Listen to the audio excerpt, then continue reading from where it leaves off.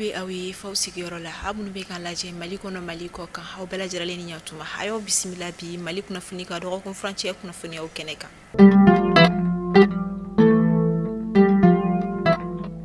Kunnafoni daminɛ la an ka jamana ɲɛmaa General d'armée Asimi Goïta ale bɛ senabɔli la ni wagati na ka i kunda Rusi jamana kan senabɔli min yɛrɛ kɔni bɛ na kɛ ka a minɛ juin kalo tile 21 la ni o bɛ daminɛ sini sibiri ka taa bila fo juin kalo tile 26 nata la san 2025 senabɔli min kun tɛ dɔwɛrɛ walasa ka se ka taa a tɔɲɔgɔnkɛ kɔni ko bɔ ɲɔgɔnya ni o ye Vladimir Poutine ye Rusi jamana ɲɛmaa o bɛ se ka sigi ka kuma kɛ jamana fila ni ɲɔgɔn cɛ Mali Rusi bolo ni ɲɔgɔn ma ani bara minnu bolodalen don ni ɲɔgɔn cɛ o tagacogo ɲuman olu la cogoya min na.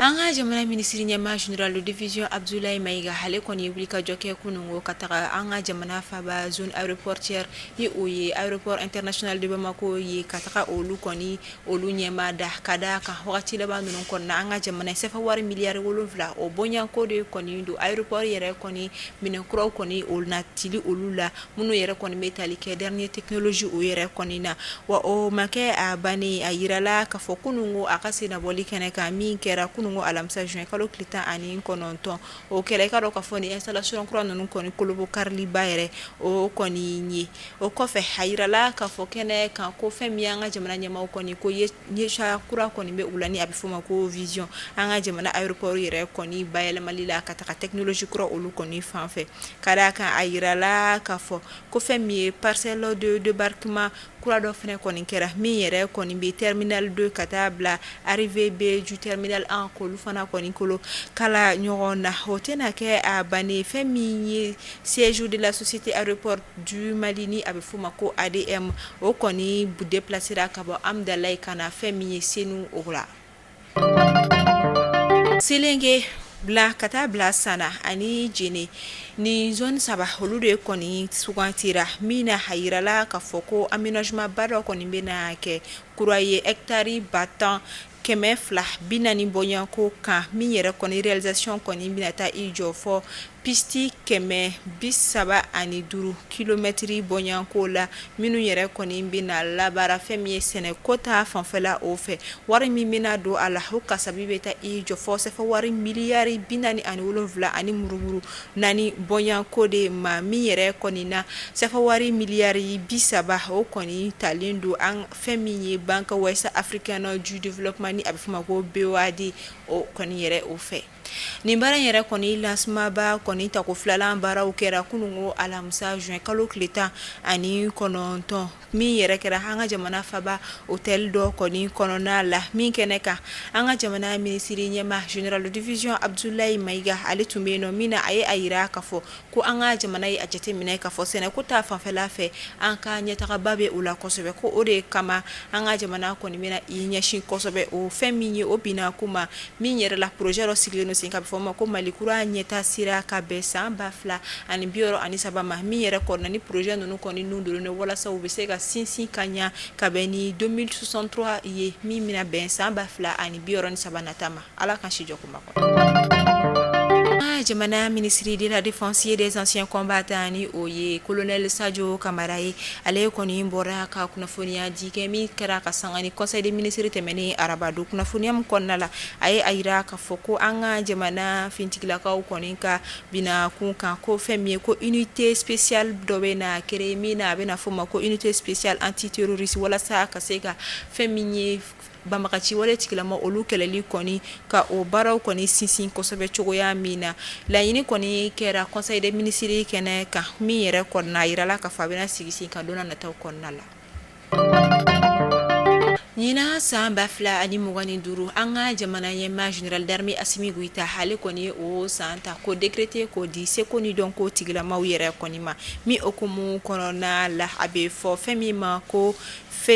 espace faso sifinso ni o ye fɛn min ka dɔn ka fɔ an ka jamana minisiri min ɲɛsinnen seko ni dɔn ko bina kuma Mamu Dafe ale kɔni ka baara sigilen ye o ye min yɛrɛ kɔni tɛ dɔwɛrɛ ka se ka sifinnakaw fana sen don seko ni dɔn ko la ani minnu bɛ a kɔnɔna la ka se ka u jukɔrɔma don kosɛbɛ walasa seko ni dɔn ko fana bɛ se ka ɲɛtaga sɔrɔ cogoya min na ni ka tɔgɔ da ko espace faso sifinko olu ka sigiba kɔni ni a bɛ fɔ ma ko assemblée générale o kɔni kɛra kunun ko min yɛrɛ kɛnɛ kan a ka nɔnabila ni o ye Seko ni dɔnko minisiri ka nɔnabila Amadou Jabate ale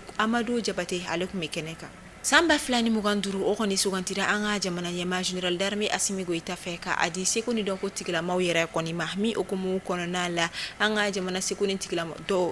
dɔnko tigilamaw yɛrɛ kɔni sɛbɛkɔrɔ wililen do ka jɔ kosɛbɛ. O de okumu kɔnɔna la kunungo alamusa juin kalo tile 19 o de kama kunungo juin kalo tile 19 o de kɛla Espace Faso Sifinso olu ka conférence tako sabanan ye min kɛra Université de Kurukan Fuka kɔnɔna la ni o ye faculté de droit public ye min yɛrɛ sigi kun tɛ dɔwɛrɛ ye walasa ka se ka Seko ni dɔnko bina k'u ka sifinnakaw fana u sinsin ani u ka ɲɛtaga siraw fana kɔni sabati cogoya min na kɛnɛ min ka an ka jamana Seko ni dɔnko minisiri Mamu Dafe ale ka nɔnabila Amadou Jabate tun bɛ kɛnɛ kan.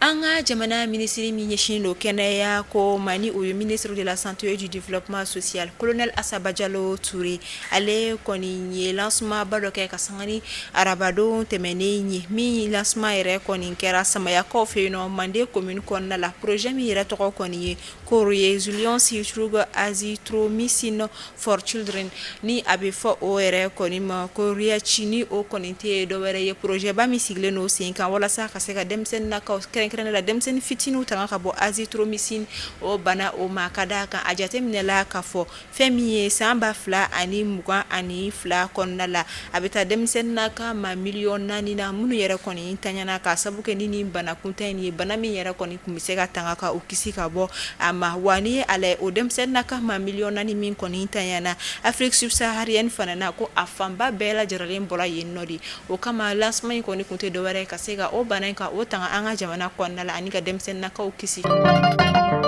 Fɛn min ye ONG ye ni o ye organisation non gouvernementale ye olu ka forum ba kɔni kɛnɛ sigira ka sangani kunungo alamusa ye Centre international de conférence de Bamako kɔnɔna la ni o ye CICB ye min yɛrɛ kɛnɛ kun ɲɛmaya minɛlen do an ka jamana ministre de l'entrepreneuriat national de l'emploi et de la formation professionnelle madame Oumou Salsek yɛrɛ kɔni fɛ sigi kun tɛ dɔwɛrɛ ye fɛn min ye ONG ni o ye organisation non gouvernementale ye olu jɔda bɛ se ka kɛ jumɛn ye fɛn min ye baarakɛbaliya ni o ye chômage ye o kɛlɛli la an ka jamana kɔnɔna la ka da ka o fana jɔyɔrɔ ka bon kosɛbɛ baara kura dayɛlɛ ani baara di la fɛn min ye jeune diplômé sans emploi olu ma.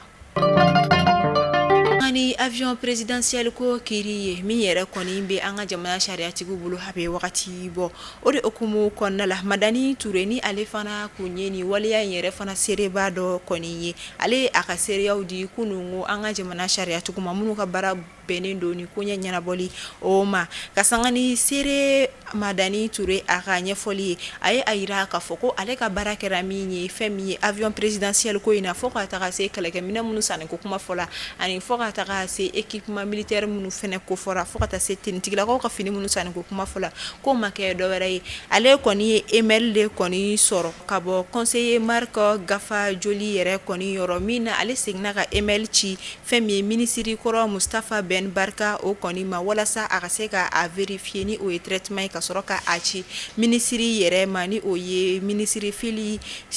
madame Boire Fili Sisoko yɛrɛ kɔni walasa o ka se ka a ka décision o yɛrɛ ta ko in na ko o kɔfɛ ale ma foyi kɛ tuguni ni waleya ninnu o kɔnɔna la nka ka sanga ni kiiri tigilama n'o ye sariyatigiw ka ɲɛfɔli dɔw ye a yira k'a fɔ ko majɛ dɔw bɛ a ka kuma kɔnɔna la hali bi sɛgɛsɛgɛli bɛ sen na a ka se ka yelen da ko kan.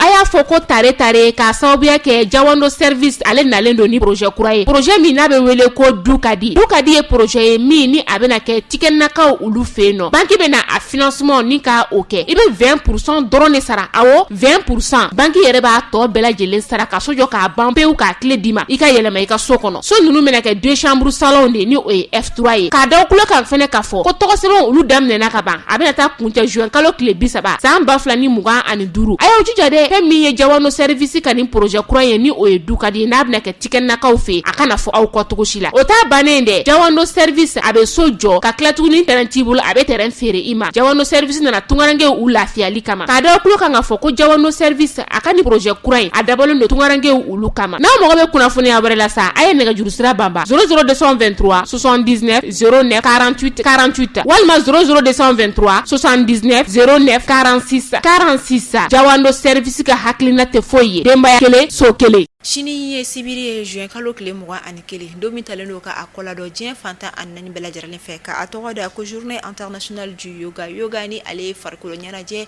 sifaya dɔ kɔni ye min bɛ se ka kɛ si singa bɛɛ lajɛlen kɔni fɛ k'a daminɛ sifina ka fɔ ka taa bila sijɛlaka u yɛrɛ o kɔni na farikolo ɲɛnajɛ min ye fanga sɔrɔ kosɛbɛ diɲɛ fantan ani naani bɛɛ lajɛlen fɛ nka ni ale yɛrɛ kɔni bɔra Indi jamana o de ye kɔnɔna la ɲinanta bɛna kɛ a tako tanna ye fɛn min ye yoga ale ka célébrer diɲɛ fantan ani naani bɛɛ lajɛlen o fɛ min yɛrɛ kɔni waliya kɛra ka sanga ni fɛn min Indi minisiri Narendra Modi ale ka fɛnw bɛ fi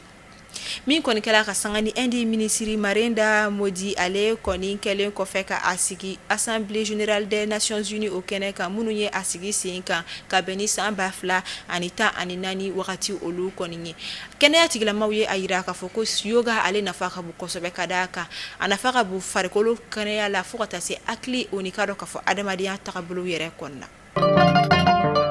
Meta segukaw olu fe yen nɔ fɛn min ye kafo régional de Segu ani fɛn min ye kafo bureau national olu kɔni ye sigiba kɛ min kɛra segukaw fe yen nɔ ka sanga ni juin kalo tile 18 tɛmɛnen ye sigi kun tɛ dɔwɛrɛ ye fɛn min ye Segu kafo musolakaw olu ni fɛn min ye bureau national musolakaw u bɛ se ka sigi cogoya min na ka masala ani ka se ka u ka laɲiniw ka olu da tabali kan ka se ka ɲɛfɔcogo ani ɲɛtaga sira sɔrɔ o la cogoya min na kɛnɛ min kan yirala ka fɔ musolaka 100 olu de kɔni sen yɛrɛ ni lajɛba in yɛrɛ o la farikolo ɲɛnajɛ bina ku ka alibi an ka jamana minisiri ɲɛsinnen don farikolo ɲɛnajɛ ani sifina kaw ma ni o ye monsieur Abdul Kasim Fɔnba a kɔni kumara ka sanga ni an ka jamana kɔni bɛ ka joba min labɛn min bɛna kɛ sababu ye ka AES jamanaw kɔni bisimila min yɛrɛ la a y'a yira ka kuma kɔnɔna la k'a fɔ ko ale yɛrɛ kɔni nisɔndiyalen don kosɛbɛ ka d'a kan n'i ye a ta k'a lajɛ ko an ka jamana sifinakaw yɛrɛ kɔni kɛlen don ka wulikajɔba de sabati fɛn min ye ni jeu in yɛrɛ kɔni a kunbɛcogo ɲuman o ni a kɛcogo ɲuman yɛrɛ kɔnɔna na min na a ye a yira ka kuma kɔnɔna la ko jamakulu fɔlɔ bisimila ni o ye Burkina délégation ye kunun ko wa ni Ala ma basi kɛ bi fana juma u na Niger fana délégation o bisimila an b'a fɔ Ala ka tɛmɛ ko ɲuman di Mali kunnafoni bɔlɔsira lajɛbagaw ninnu de bɛ dan sigi kɛ an ka bi kunnafoniyaw la an b'a fɔ aw ni ce a ka lamɛnni ko ɲuman na Ala k'an bɛ a ɲɔgɔnna wɛrɛ Ala k'an si jɔ ko ma kɔnɔ